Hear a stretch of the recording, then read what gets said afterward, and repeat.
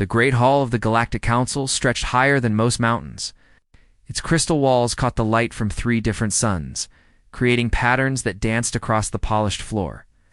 Representatives from dozens of alien species sat in their assigned sections, their translator devices humming softly as they converted thoughts into words that others could understand. Ambassador Kritaka, the Vorthani people, stood at the center of the hall. His blue skin, normally a calm shade like deep ocean water, now flickered with dark patches of fear and desperation. His forearms trembled as he held the datapad containing the terrible news he had to share. Honored members of the council, Kretak began, his voice carrying clearly through the vast space. I come before you not as a diplomat seeking trade agreements or territory disputes. I come as a survivor begging for help. The hall fell silent. Even the constant chatter of the insect-like Chithuri stopped their clicking sounds.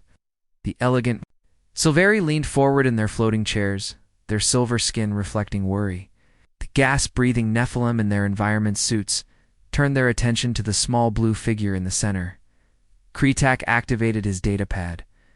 Holographic images filled the air above him. The first showed a beautiful world covered in purple forests and crystal cities.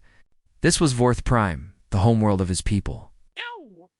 3 months ago, our long-range sensors detected a massive fleet approaching our system.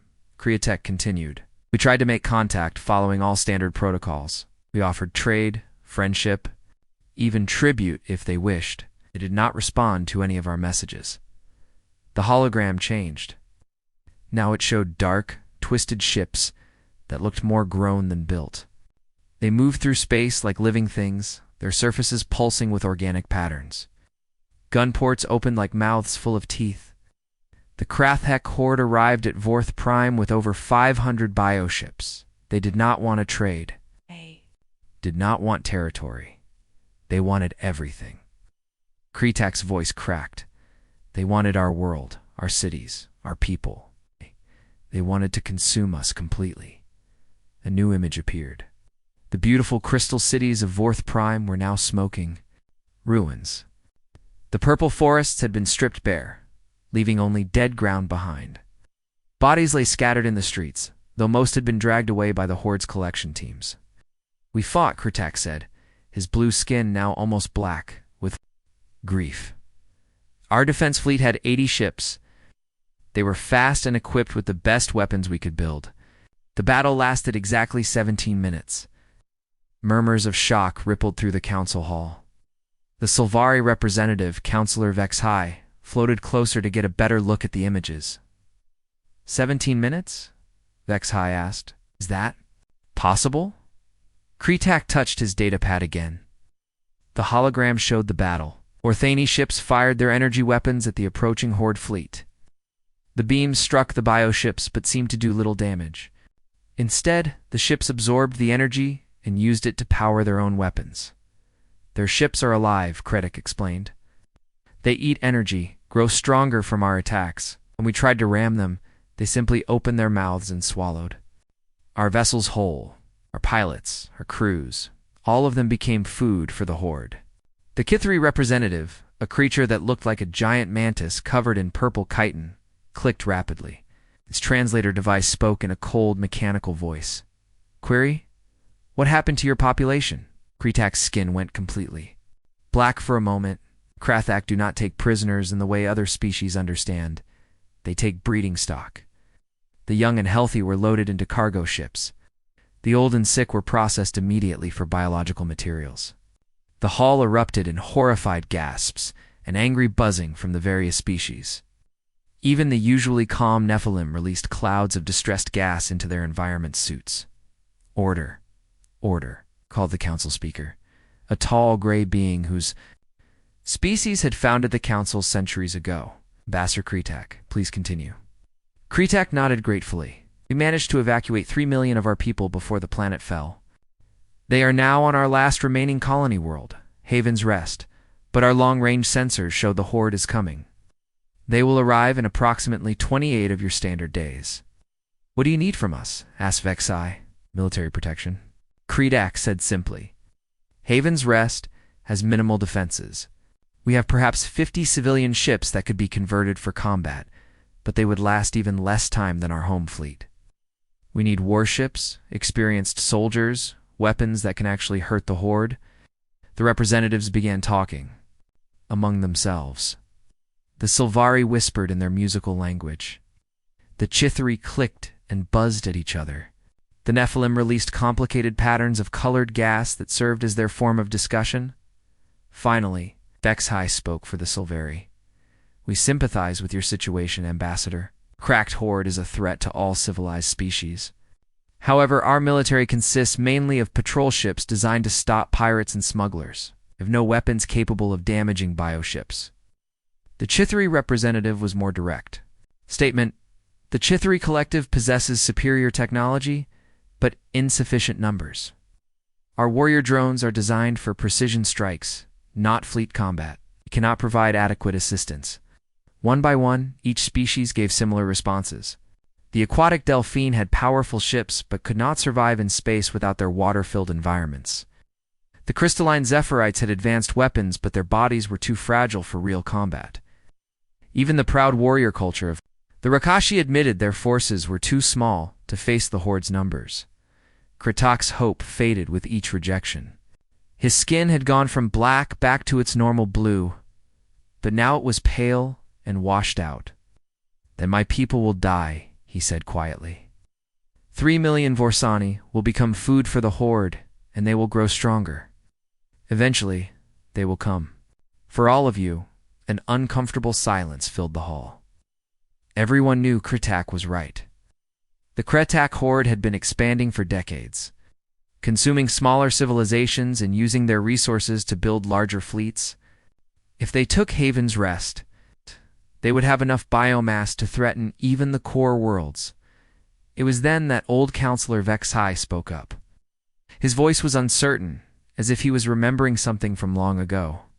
There are rumors, he said. Slowly, stories told by deep space traders and survey teams. They speak of a species that lives on the galactic rim, far from civilized space. What kind of species? Asked Kritak, grasping at any hope. They are called humans, I believe. The stories say they come from a world that the databases classify as a Class 12 death world. Most consider these tales to be fiction, entertainment for long space voyages. The Chithari representative clicked dismissively. Statement: Class 12 death worlds cannot support intelligent life. The designation indicates a planet too dangerous for any complex organisms to evolve. Perhaps Vexhai agreed. But the stories are consistent. They describe beings that thrive in conditions that would kill most of us. They fight wars not just for territory or resources, but for ideas and beliefs. Some traders claim to have seen their ships, vessels that appear from nowhere and vanish just as quickly. Kritak felt a spark of desperate hope. Do you know how to contact them? Vexhai's silver skin showed patterns of uncertainty. The database contains coordinates for their home system. It is called Sol, orbiting a yellow star far from any established trade routes. Whether anyone actually lives there, or whether they would help aliens they have never met, I cannot say. The Council. Speaker looked around the hall. Does anyone object to Ambassador Kritak attempting to contact this human species? Oh. No one spoke. Even if they thought it was hopeless, it would cost nothing to try. Kritak bowed deeply to the assembled representatives. Thank you. I will use the Council's deep space communication array to send a message to the Sol system. Exist, if they can hear us, perhaps they will understand that sometimes strangers need help. 3 hours later, Kretek stood in the communication center of the Council station. The massive array of transmitters pointed toward the rim of the galaxy, toward a small yellow star that most maps did not even name. He activated the recording system and began to speak, knowing that his words might be the last hope for his people. 2. Anyone who can hear this message in the Sol system. My name is Ambassador Kretek of the Vorthani people. We are 3 million refugees facing extinction. A terrible enemy, called the KRTHAK Horde, is coming to destroy us, and no one in the galaxy is strong enough to stop them. We know nothing about your species except that you might exist, and that you come from a dangerous world. If you are listening, If you have the power to help us, please. We have nowhere else to turn. The message shot out into space at faster than light speed, carrying the desperate plea of a dying species toward an unknown world.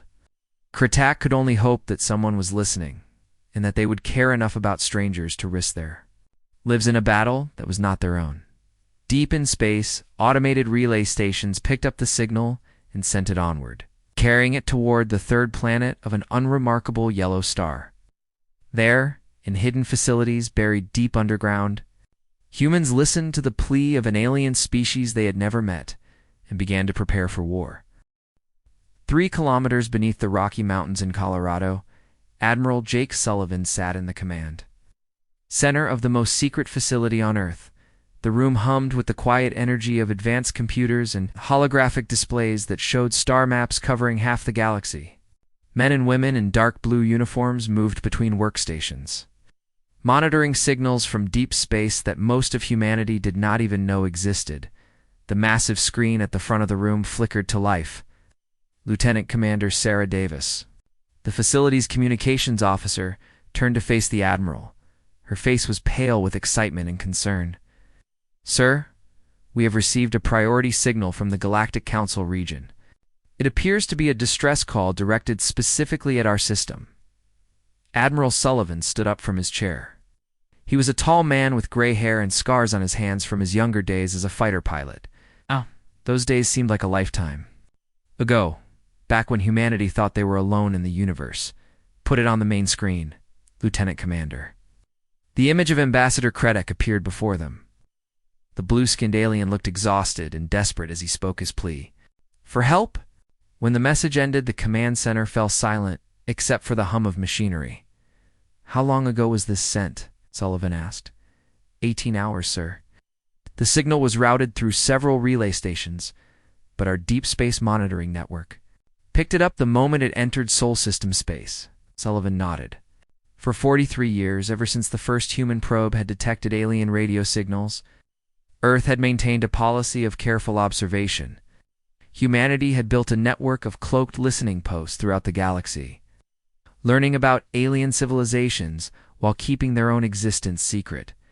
"Get me Captain Lisa Monroe," Sullivan ordered. "Tell her to report to Briefing Room Alpha immediately." 20 minutes later, Captain Monroe entered the secure briefing room. She was a compact woman with short black hair and the steady eyes of someone who had spent years commanding ships in dangerous places. Behind her came her senior staff, Lieutenant Commander Carlos Rivera, a tactical expert with a reputation for creative solutions.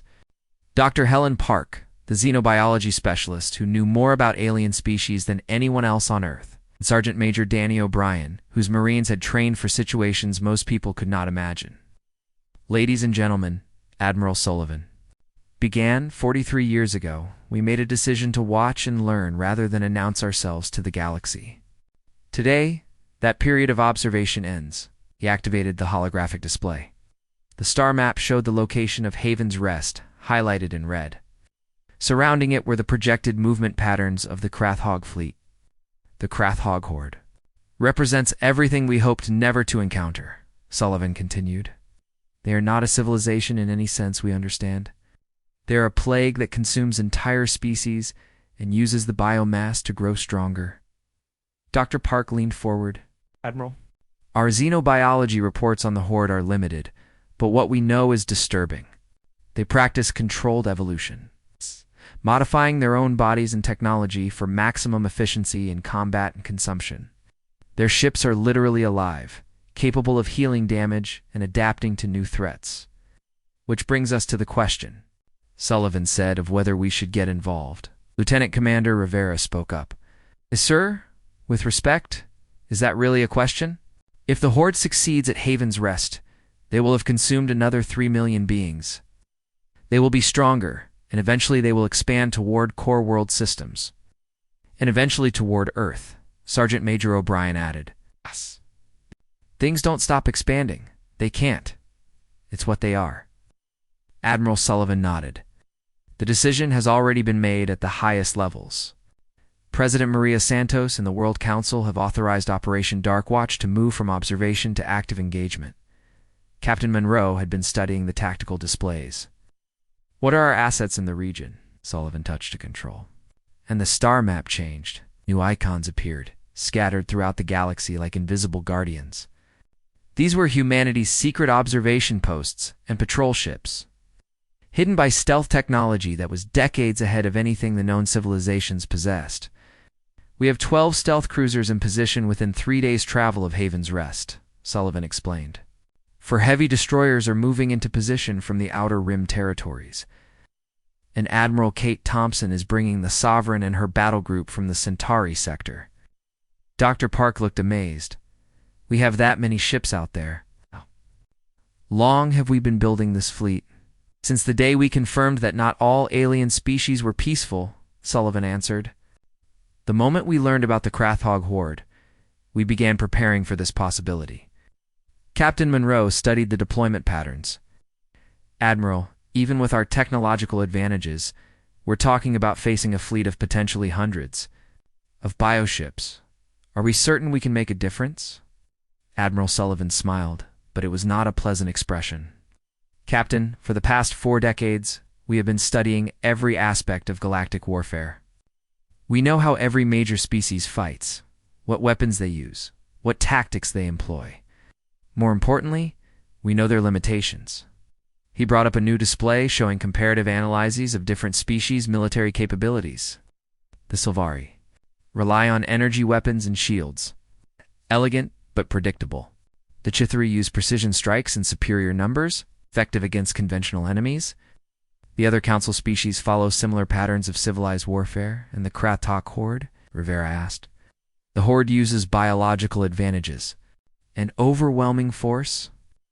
Their ships regenerate, their weapons adapt, and they use fear as a tactical weapon. They win by being more savage than their enemies.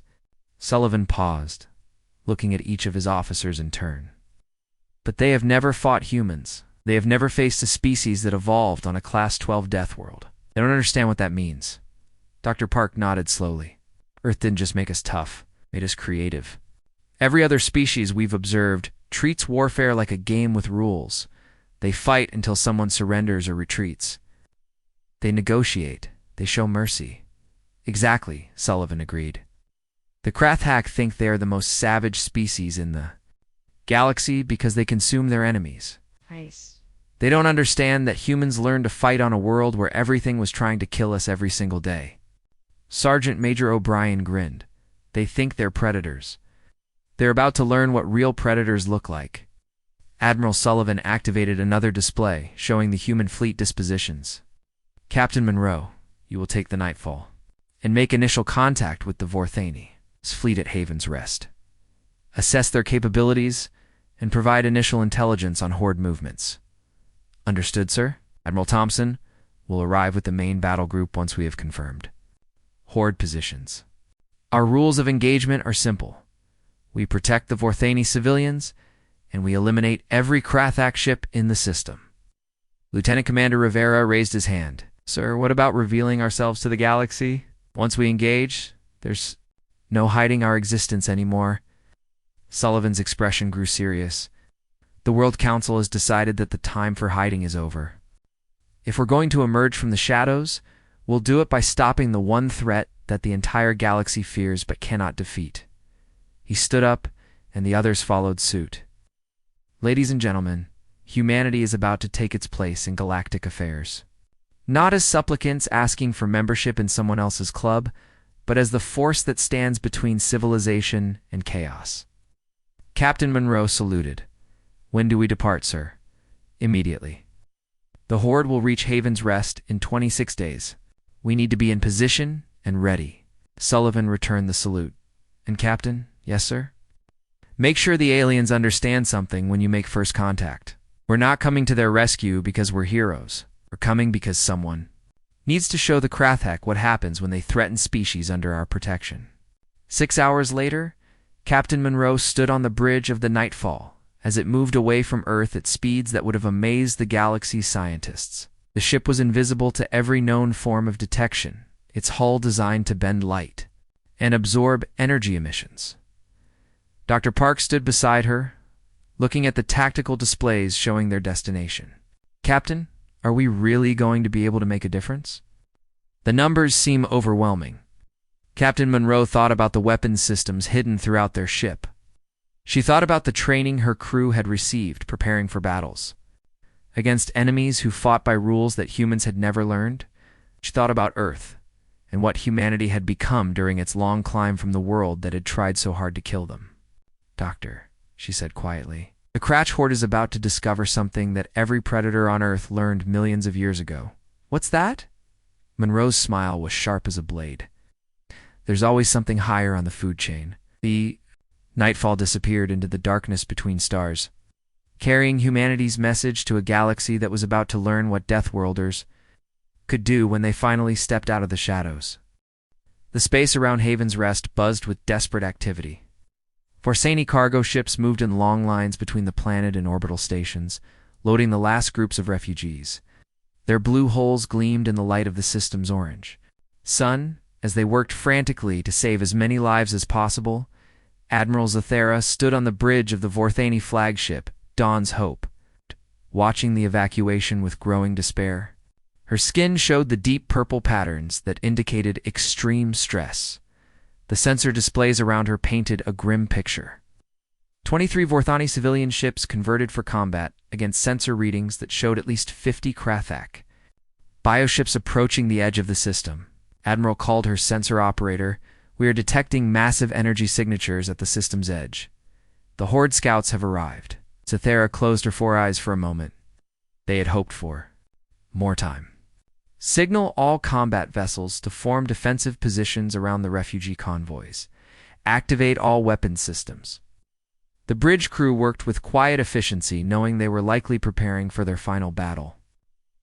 Been a peaceful species, more interested in art and philosophy than warfare. Their ships were built for exploration and trade, not fighting against creatures that turned entire civilizations into food. Lieutenant Cathera, Zathera's tactical officer, looked up from his console with confusion. "Admiral, I am detecting additional energy signatures. Very large ones. But I cannot see any ships." "Explain," Zathera ordered. "The signatures suggest massive vessels, possibly larger than anything in our database.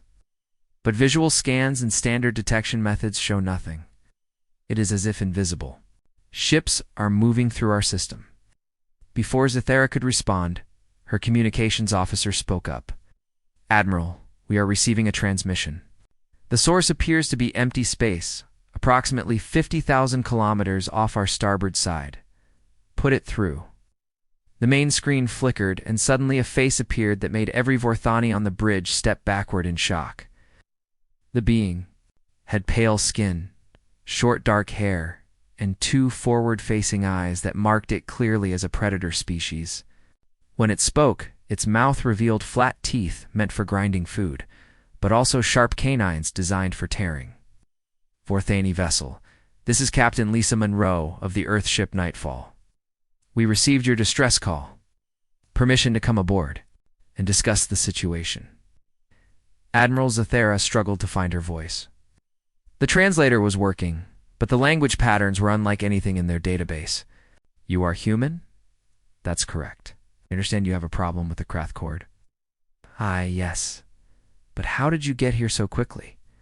How are you hiding your ships?" Captain Monroe's expression showed what humans called a smile, though, too.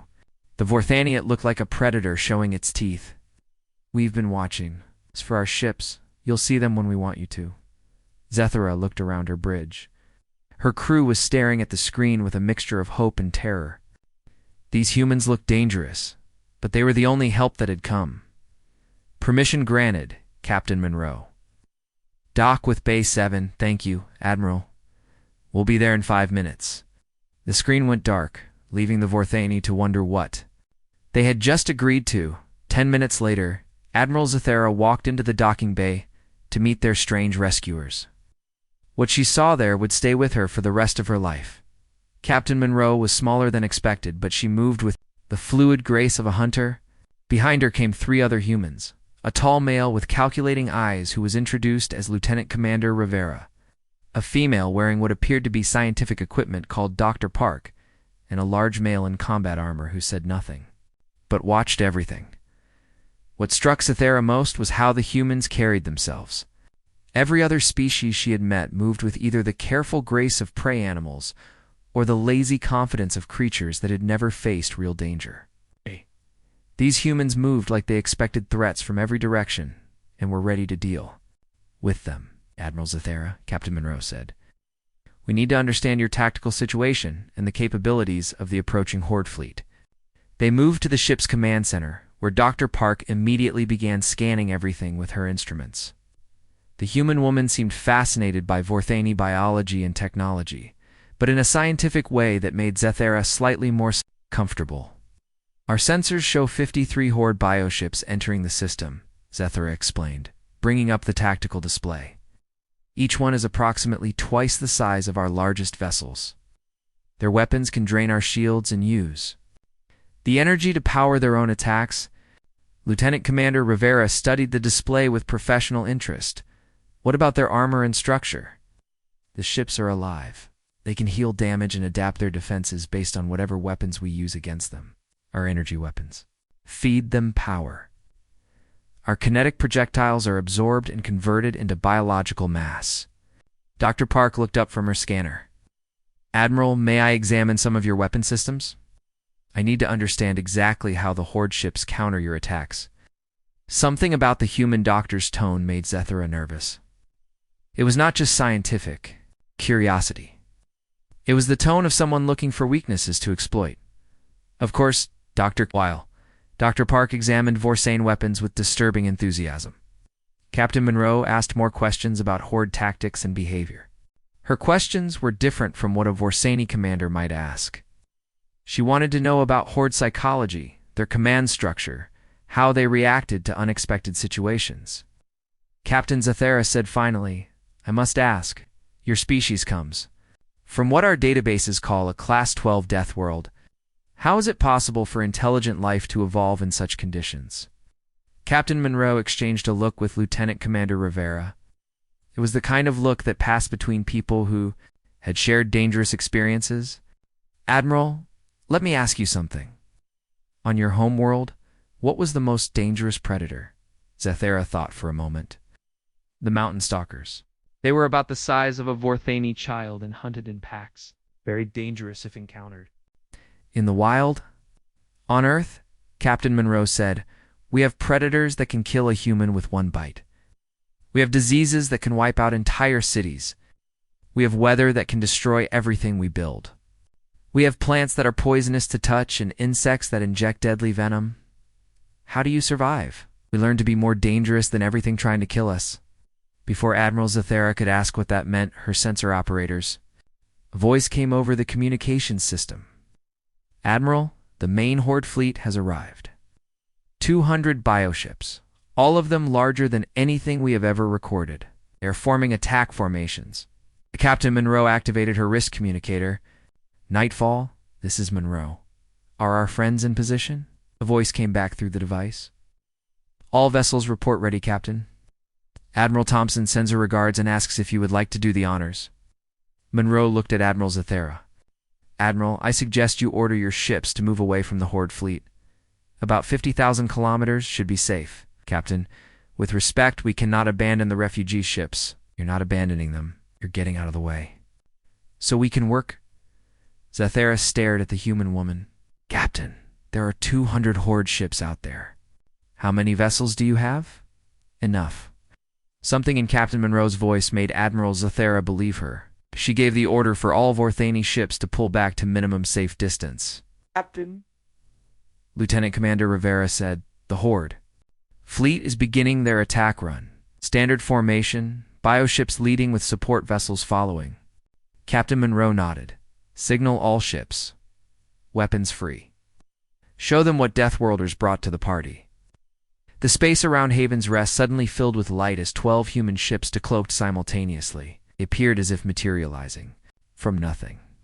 Their dark hulls bristling with weapon systems that looked nothing like standard Galactic technology. Admiral Zathera watched in amazement as the human ships moved. They did not fly in the organized formations favored by civilized species. Instead, they moved like a pack of predators, each ship covering the others while they maneuvered for perfect attack positions. The Krathkok bioships fired first, sending streams of organic plasma toward the human fleet, Zethera expected to see.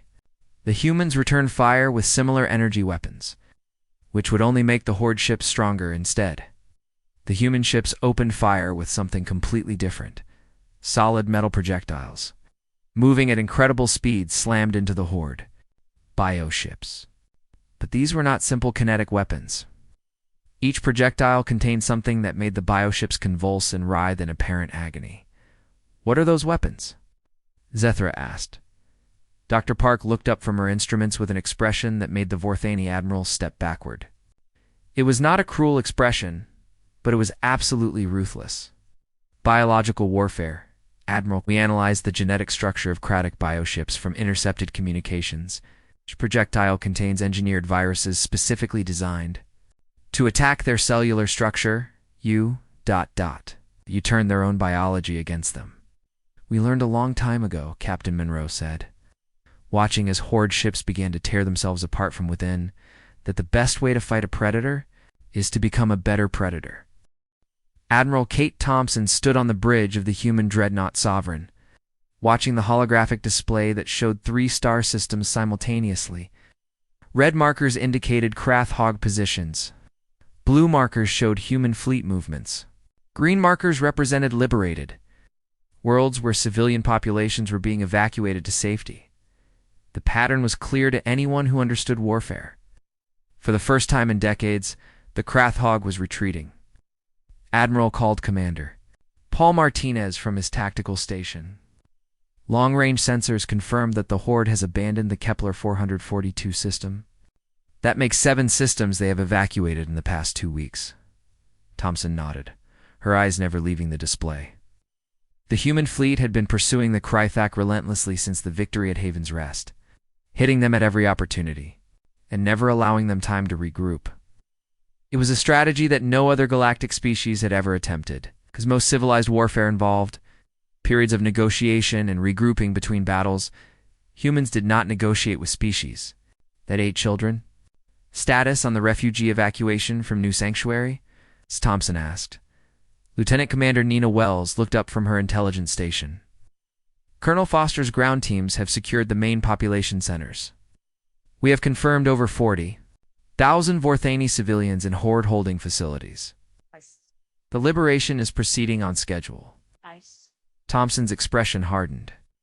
New Sanctuary had been a Vorthane colony world that fell to the Horde 6 months ago. The human fleet had arrived to find the surviving population imprisoned in what could only be described as feeding facilities, where the Krath kept other species like livestock.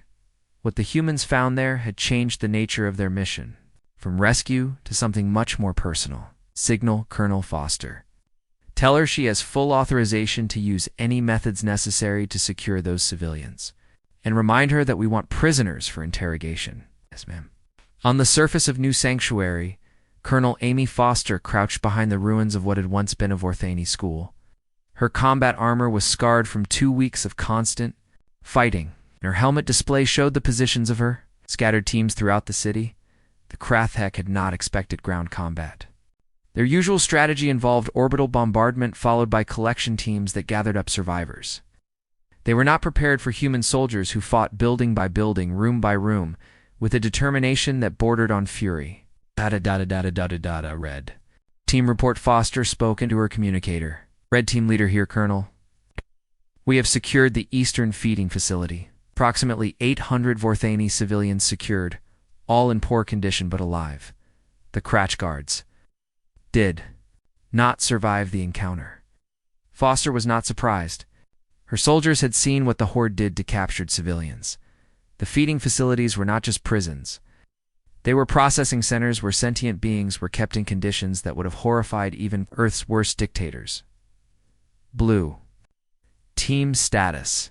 Blue Team has taken the central command structure. We have captured 3 Krathak officers alive, as ordered. They are being prepared for transport to the Sovereign. Excellent, Gold Team. Gold Team here, Colonel. We are encountering heavy resistance at the northern facility. The Krythak have barricaded themselves inside with approximately 2,000 civilian hostages. They are threatening to execute the prisoners if we advance. Foster's jaw tightened. This was the problem with fighting an enemy that used living beings as shields. Any civilized species would have been forced to negotiate. Humans had a different approach. Gold Team, implement Protocol 7. I want those civilians safe in 30 minutes. Understood, Colonel.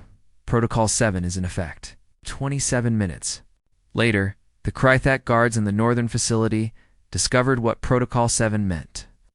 Human soldiers appeared inside the building simultaneously from 12 different entry points. They had not broken down doors or blown holes in walls. They had simply appeared, as if materializing from the shadows themselves.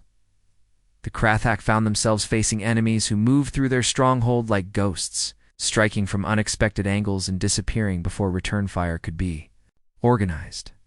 Humans who seemed to know the layout of every room, the position of every guard, exact location of every civilian prisoner. The battle lasted exactly 8 minutes.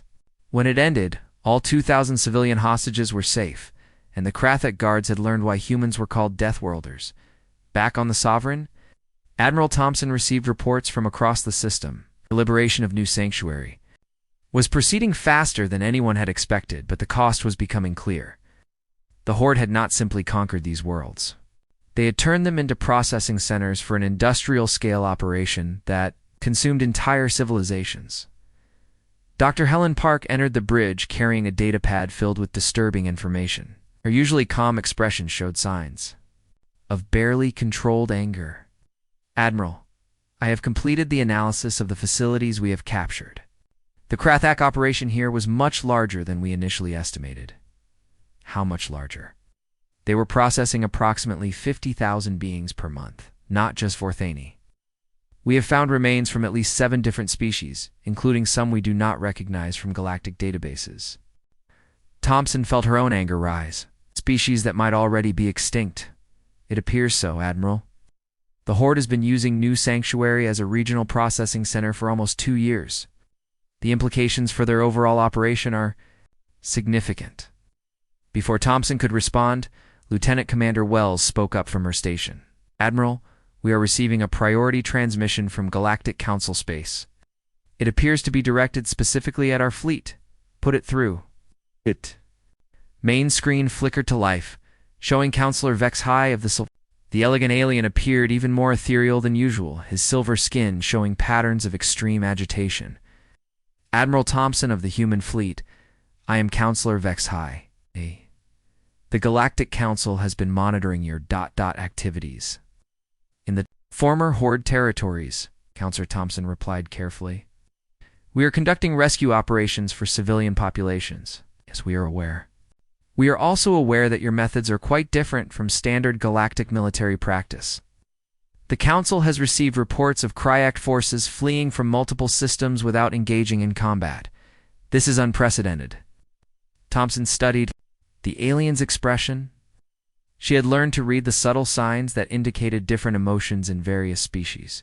Vex High was not angry or concerned. He was amazed. What exactly is the Council asking, Counselor? The Council wishes to understand your long-term intentions.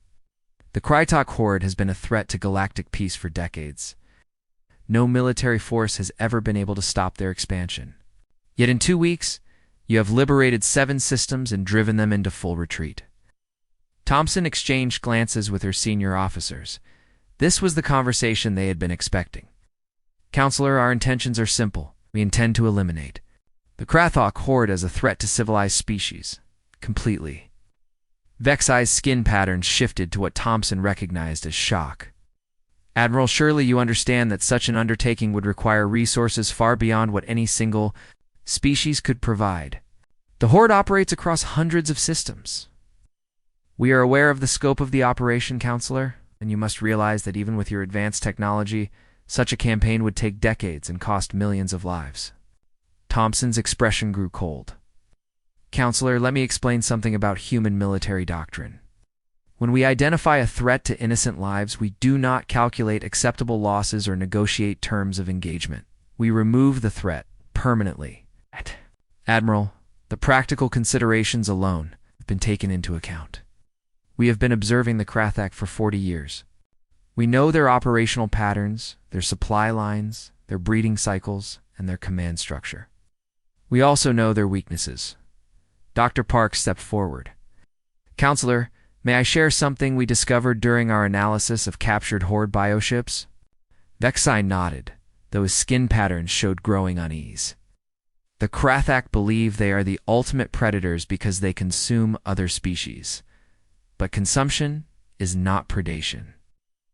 True predators adapt their hunting methods. To their prey, the Krathak use the same tactics against every enemy because they have never faced effective resistance. What are you saying, Doctor? You're saying, Admiral Thompson interrupted, that the Krathak Horde has made a critical error. They have revealed themselves to a species that learned to hunt on a world where adaptation meant survival and failure meant extinction.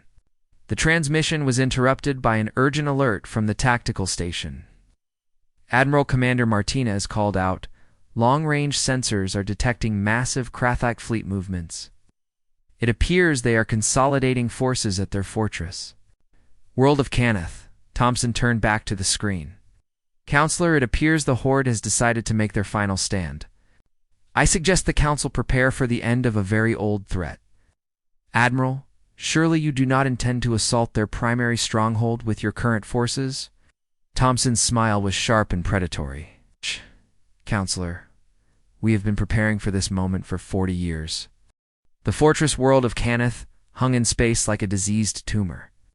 Its surface was covered with organic structures that pulsed with sickly light, and massive bioships grew from the planet like parasitic growths. This was the heart of the Krathak Horde, the world where they bred their warriors and planned their campaigns of consumption. Admiral Kate Thompson stood on the bridge of the Sovereign, studying the tactical displays that showed the enemy's final stronghold. Around Canth, over 300 Krathak bioships formed defensive formations, the largest concentration of Horde forces ever recorded. They had retreated here to make their last stand, calling in vessels from across their territory. Final. Fleet status report. Thompson ordered. Commander Paul Martinez checked his displays. All human vessels report ready for combat. 18 ships total, including the Sovereign.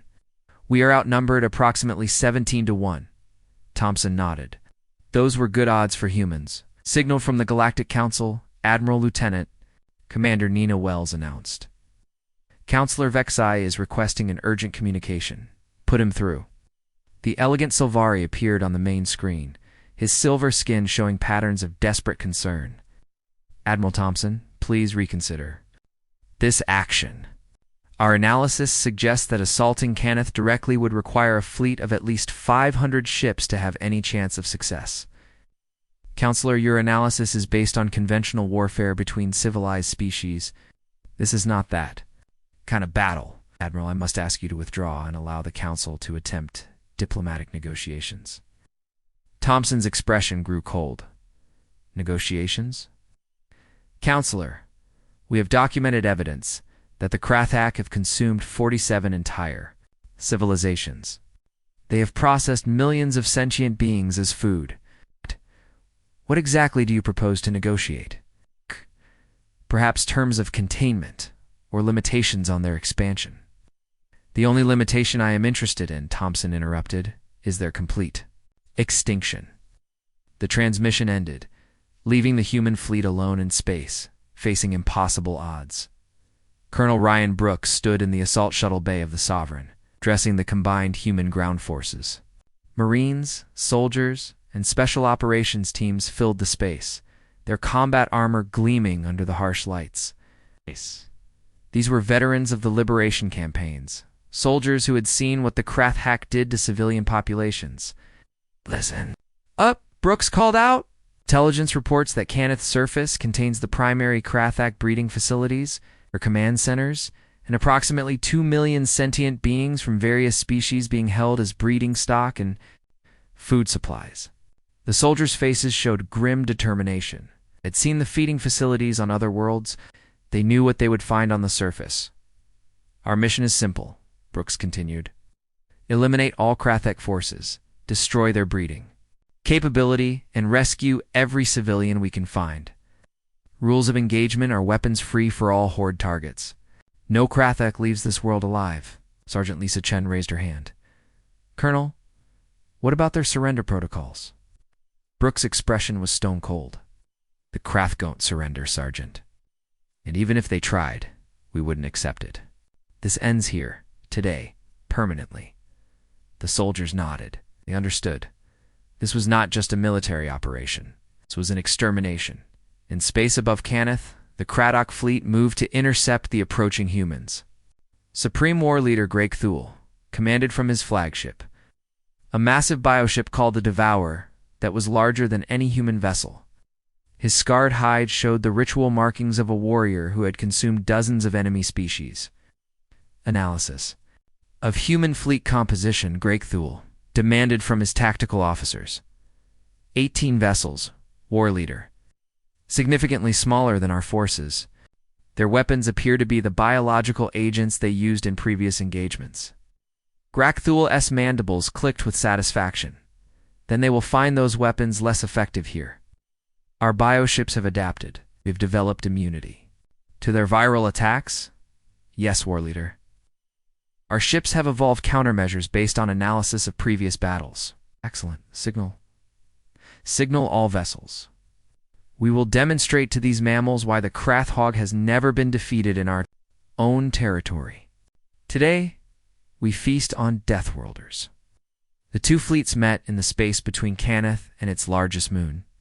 The Krathak attacked first, sending waves of plasma fire and biomissiles toward the human ships. The humans responded with their standard viral projectiles, the same weapons that had devastated Horde forces in previous battles. But this time, the Krathak bioships absorbed the viral attacks without effect. Their hulls had evolved immunity. They began to regenerate damage faster than the humans could inflict it. Grakthul's victory roar echoed through his ship's organic corridors. The mammals have revealed their weakness. They rely too heavily on single weapon systems. Signal all ships to press the attack. On the bridge of the Sovereign, Admiral Thompson watched the tactical display calmly as Krathak ships began to surround her fleet. Admiral Commander Martinez reported, "Our standard biological weapons are showing minimal effectiveness." The enemy has adapted defensive measures. As expected, Thompson replied. Signal all ships. Implement Protocol Omega. Martinez looked surprised. Ma'am, are you certain? Protocol Omega has never been tested in actual combat. Today seems like a good day to test it. Across the human fleet, weapon systems that had remained hidden throughout the entire campaign suddenly activated. The ships had not been carrying just biological weapons. They had been carrying something much worse. The first Krathak bioship to be hit by the new weapons simply ceased to exist. One moment it was there, firing plasma at a human cruiser. The next moment there was empty space where the ship had been. Happened? Grakthul demanded. Where did the ship go? His tactical officer's voice shook with fear. War Leader, our sensors indicate complete molecular dissolution. The ship was not destroyed, it was ... unmade. The human ships pressed their attack, and more Krathak vessels vanished from existence. The weapons were not explosives or energy. Beams, they were something that attacked matter itself at the atomic level, breaking the bonds that held molecules together. Impossible, Grakthul roared. Out! No species has weapons that can destroy matter. Admiral Thompson's voice came over the communication system, broadcast to every Kryak ship in the system. War Leader Grakthul, this is Admiral Thompson of the human fleet. You are correct that most species do not possess such weapons. Most species did not evolve on worlds where they learned to split atoms to survive. What are you? Grakthul demanded. We are what happens when a death world produces survivors instead of victims. The Krathak fleet began to collapse as ship. After ships simply disappeared under the human assault, but Grakthul was not finished. He ordered his flagship to ram the Sovereign, intending to take the human admiral with him in death. The two massive ships collided in a shower of debris and energy. Both vessels were damaged, but both remained functional. Grakthul activated his ship's boarding systems, sending assault teams toward the human vessel. Admiral Thompson met the boarding party personally in the Sovereign's main corridor. She had removed her admiral's jacket and carried only a sidearm and a combat knife. When Greythul himself led the charge, expecting to face the human commander in personal combat as Horde tradition demanded, he found something he had not expected. Thompson did not fight with honor or according to rules. She fought like a human. She used the corridor's layout to her advantage, turned the ship's own defensive systems against the boarders. And when Greythul finally cornered her, she did something no civilized warrior would do. She cheated. Explosive charge she had placed on the corridor wall detonated, just as Greythul reached for her throat. The war leader found himself stunned and disoriented. His natural armor cracked and bleeding, Thompson stood over him, her knife at his throat. Any last words? Greythul looked up at her with eyes that showed the first fear he had ever experienced. "What are you?" Thompson's answer would be remembered throughout the galaxy for centuries to come. Or what happens when a death world makes survivors instead of victims? The knife fell, and the Krathak horde died with their leader. On the surface of Canth, Colonel Brooks led the final assault on the breeding facilities. The humans found chambers filled with captured beings from dozens of species, many of whom had been held prisoner for years. The rescue operation took 3 days, during which every Krathak facility on the planet was systematically destroyed. When it was over, 2 million civilians had been freed, and the Krathak species had been reduced to scattered survivors fleeing toward the Galactic Rim. The Horde's reign of terror was finished. 6 months later, Ambassador Rachel Stone stood before the Galactic Council on Xanthara Prime. She was the first official human representative to address the assembled species, and her words would establish humanity's place in galactic civilization. "Honored representatives," Stone began, "humanity accepts membership in the Galactic Council, but on our own terms. We establish the Terran Protectorate as a defense alliance for any species threatened by forces that seek to consume or enslave civilian populations." Councillor Vexai spoke for the Council. "Ambassador Stone, the galaxy has seen what humans are capable of in warfare.